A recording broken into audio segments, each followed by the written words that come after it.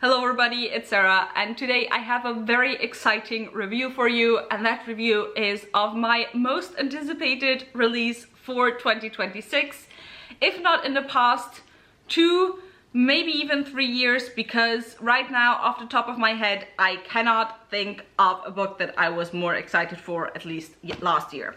And the book I'm talking about is The Eye of Leviathan by M.A. Carrick, which is the first book in their new duology, the Sea Beyond duology. And of course, M.A. Carrick is the pen name for the author duo Mary Brennan and Alice Helms, who wrote my current favorite series of all time, the Rook and Rose series. So, yeah, I think you can understand why I was pretty fucking excited for this one. This will be a spoiler-free review, and also I am filming this probably a few weeks before I will upload it. I right now, off the top of my head, do not know when this book is gonna come out. It's gonna come out sometime in July, and I will try to upload this review around the release date. However, I didn't want to wait with filming for too long, so I don't forget what I wanted to talk about with this, and I finished this a few days ago. But yeah, let's talk about what this book is about. This book is historical fantasy set around 1600 in Spain. And we start the story with Teresa, who is a mother who has now just birthed her, I think, 6th or 7th daughter. Her husband is currently not home, and she has gone out to a cusp on her kind of lands because she needs help. Because her husband has said that if she births another daughter, he will kill that child and then possibly also kill her. And so she needs this child to be a son somewhat. She needs someone to save her daughter from the father. And so she goes out to this cusp where there's a fairy living there who has been her friend for years, and talks to that fairy, and the fairy offers a deal. Send the daughter to the Sea Beyond, which is kind of like the fairy realm, as a changeling, and in return the fairy will stay as Teresa's son, with his own motivation as for why he wants to become a changeling himself in the human world. And that is that the Spaniards, after having gotten a bunch of money from colonizing South America, have now set their eyes on the Sea Beyond, and he wants to find a way to change that. And so throughout the book we follow both Esteban, which is the name the fairy now takes, as he tries to find a way to stop the Spaniards as he's growing up, and we also follow Hungry Girl, Teresa's daughter, as she kind of struggles in the Sea Beyond and tries to go back to the human world. And so yeah, that's pretty much the setup of the story, and so let's now get into my thoughts. And honestly, I am sorry. I will admit I am completely biased, because I believe that M.A. Carrick is writing books for me and me alone, as in that they're the perfect books for me. I guess I could try and find some negative stuff in that, you know, if you don't like books that take their time and letting the world grow, letting the characters go, getting to, you know, where the story is supposed to go, then you might not enjoy this. I loved it, however, so there's legitimately not a single negative thing that I could tell you about the story. I just loved everything about it. It took a time for me to warm up to the story, quote unquote, but not necessarily in a way where I was skeptical of where it was gonna take me. But as I said, this story takes its time to grow. And so while I instantly loved the writing style once again, loved a lot of the characters, loved the setup, it also takes its time to kind of you know, draw you in slowly. And I love that so much. So yeah, there's not gonna be anything negative in this review. I'm sorry. Also, I feel really silly holding this up because it's not even a cover or anything. But yeah, so let's try and maybe go through, you know, just point by point, bit by bit, why I enjoyed this book so much. First of all, I think the thing that I appreciate a lot about M.A. Carrick is that with a lot of aspects of the story, with a lot of the world building in the story, it's just very obvious the care taken, and just like everything that is put into this book is put there with intention. You're not given world building just for world building's sake. Like everything that is done within the world building within the story is supposed to flesh out the plot, is supposed to just generally build everything bigger and just give everything more depth. There's like nothing that's within this book is done just because it feels like. I mean, yeah, there are some things in there that are there just because, you know, there are some historical figures that make an appearance that aren't necessarily, you know, period accurate isn't the right word, but like maybe died a few decades earlier than when the book is set, and they're pretty much there because they are awesome historical figures. However, within the story they still serve a plot, so they are there, like the motivation of why they were put in here is because they're awesome figures, but also they serve the plot. They need to be there. They're there just because, but also they need to be there. Does that make sense? I feel like it makes sense. But everything is fully fleshed out and makes sense. Same also with the changes that were done to history, because obviously the Sea Beyond is there, so not everything quite takes, you know, the same historical course as things actually did. There are some changes taken, however, it makes sense within this alternate reality why certain things would be the way it is. And so, yeah, I just really, I love the world building that M.A. Carrick does. It was the same thing within the Rook and Rose series, where especially like dresses and the way people dress just had like a lot of meaning. And within this book, there's just a lot of elements there as well, especially when it comes to fairies, which I just really appreciated and really enjoyed. And like, these fairies are not, you know, romantasy fae. Not that there's anything wrong with that. I think fae serve a very specific trope, and if you enjoy that trope, then, you know, all the more power to you. This is weird fairies, and a lot of the folklore surrounding fairies also has made its way into this book. I especially love the way that the switching around of laughing and crying works to undermine or underline a lot of emotional moments, because there's this thing where fairies laugh when they feel sad and they cry when they're happy. And so, especially with Esteban, which we only learn his name as Esteban, and I'm also gonna use he, him pronouns. When we first meet Esteban, he actually has the form of a female fairy. However, for fairies, gender doesn't really matter. And so I'm just gonna say he, because that's kind of the role that he takes within the story. But Esteban, especially like with his character, the laughing and crying has a lot of meaning at a lot of different points in time, where it is also used to kind of denote how much he has become human, quote unquote. So that's just something that I particularly enjoyed and that I really liked. This also is hella queer, by the way. I mean, if you already didn't know with Esteban, I mean, it's not like there's like big discussions on what is gender, etc. It's pretty much just, you know, gender doesn't have a role for fairies, so they just, you know, take whatever form they take. However, at the same time, within this world, as in within this historical understanding and within the body that he now holds, Esteban is gay. There's also a trans character that takes a fairly big role within Hungry Girl's life. So there's just like very casual queerness throughout the story. As with I feel like the Rook and Rose series as well. It's just like, it's gay, you know? The stuff is queer, the stuff is gay, it's whatever.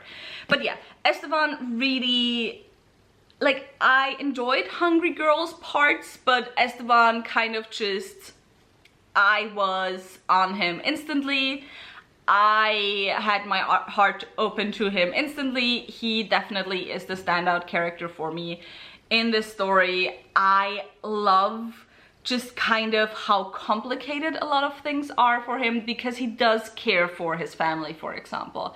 And it's also very complicated because he's a changeling, however, he's at the same time a millennia-old fairy, and so he now as a changeling has to grow up from like a small child to becoming an adult.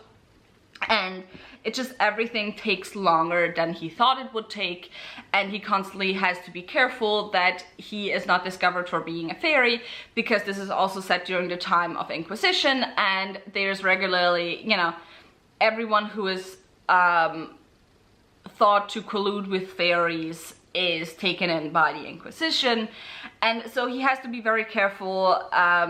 He has to play the game of the humans. However, it's very much the type of storyline that we see in a lot of other books as well, where when he comes across other fairies, he's also seen as somewhat of a traitor, slash looked upon with pity, because they don't really think he's gonna have it, like, he's gonna have what it takes to change anything for the better for the Sea Beyond. And so I just think his story, his motivations, his conflicts also are incredibly interesting, and how he interacts with humans, how he finds friends, how he finds trusted people who he cares about, and also how he struggles with becoming more and more human through being a changeling.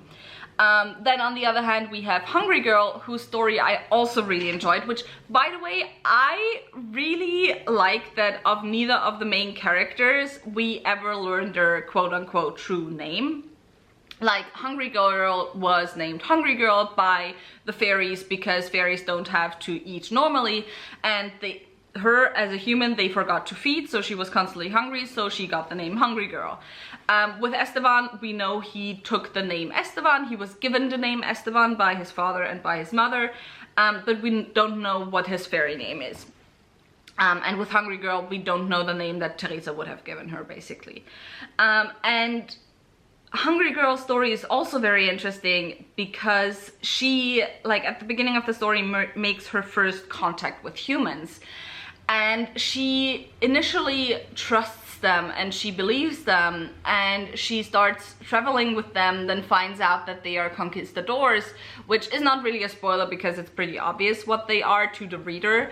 However, to a certain extent, she still trusts them even though she doesn't like what they are doing, and she then has her own motivations. So she now has her motivations. She wants to go back to the human world, and she wants to be baptized because she has learned about baptism from the conquistadors. She has been told about God and Catholicism, and this is now something that she believes in, and that she, well, to a certain extent believes in, and that she thinks that she needs to do as a human. And also, of course, she wants to find her mother.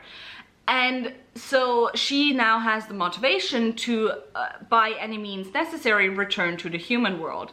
However, at the same time, we also find out that Hungry Girl, being a changeling in the Sea Beyond or in the fairy realm, is what kind of saves Esteban from being discovered. And so we have this very interesting dichotomy, which is just something that I appreciate so much in books, where you root for both characters and you follow both characters, but you know that ultimately their motivations are like opposing each other and have at least a big potential of clashing. And it just leads to a lot of tension within the story that I just really like, and that really makes you want to continue on reading, because you want them to find a way to solve all the problems, right? I'm not saying if they managed or if they didn't manage. Also, it's the first book and a duology, so we don't even know how far they get. by the end of the story. But I found it so interesting, and I especially I really loved Esteban's character as a main character. However, his story throughout is very focused on him mostly. Like, he has touch point characters. There's Teresa, there's Alejandro, who is kind of like, you know, the guy that he falls in love with. There's also, I forgot her name, but there's like a type of resistance fighter that he becomes friends with, that makes an appearance every now and again. However, overall, he is fighting on his own. His story focuses on him and him alone. Meanwhile, Hungry Girl has two characters that travel with her throughout most of the story. And so it's a lot more of like, you know, an ensemble cast kind of. I mean, Hungry Girl very much is the main character in those chapters. Very obviously, she's also the POV character. There's not that much that we get from the interiority of the other two characters, aside from, you know, the whatever Hungry Girl kind of assumes, slash what she talks about with them. However, it still is very much, you know, about her also building these relationships with those two other characters, and also having different discussions with those two characters. There's a lot of interesting discussions, especially with one of the conquistadors, about, like, not discussions, because they don't go very long, but more so this conquistador being a character who just wanted to go on an adventure, and Hungry Girl challenging that a lot, with being like, yeah, but you didn't really go on an adventure, did you? You just came to kill people. And so there's just a lot of very interesting elements there. This is also overall what I would probably call the colonial fantasy. So a lot of time, of course, when we talk about decolonial fantasy, we talk mainly about fantasy that is written through a decolonial perspective by authors of color, or authors that aren't from like the Anglophone sphere, generally speaking, or the global north. However, I would still, within its themes and within its focus, call this decolonial fantasy, because the bad guys very much are the Spaniards. Like, the fairies aren't good people, generally speaking, but it's not in a way where it's like, ooh, these evil fairies. It's more so, you know, fairies are very whimsical, and within their whimsical nature, it's not necessarily maliciousness, but they can be egotistical and they can hurt people and whatever. So like, it's not the colonial fantasy in the way that, for example, the Unbroken is, where you have, where is it? I do have it somewhere. Where you have a concise human collective or a country or community that is being colonized. It is different from that, but the focus is still on the Spaniards as colonizers. But yeah, overall, once again, I really love and adore this book. I love how complicated the characters also are. The characters don't always make good decisions. However, the characters always make decisions that make sense within what they know right now and what their current motivations are. You might approve of those motivations, you might not approve of those motivations, especially in the case of Hungry Girl, I guess. But they are still understandable motivations, is what I want to say. And yeah, as I said, the world building is absolutely stellar. I might make another review also, because I actually am going to interview M.A. Carrick. I don't know if by the time that I upload this, the interview will have already happened, or I will already have uploaded the interview, because we still have to organize it. However, I will leave it linked down below if it's already uploaded, and if not, I will leave the information of like when it's gonna happen and whatever down there, because I suppose I'm gonna know it by then already. And yeah, I feel like this was once again a review that was all over the place, because I sometimes am all over the place, especially with books that I really love and enjoy. But this absolutely was amazing. M.A. Carrick did not disappoint whatsoever. I loved the characters in this. I also love characters like Diego, for example. Yeah, I love him. I love, what's the other one's name? I forgot the other one's name. Like, I don't like him as a person, but I also love the third character that's with Diego and Hungry Girl throughout her story. I love how cute Alejandro and Esteban are. I love Esteban's relationship with Teresa.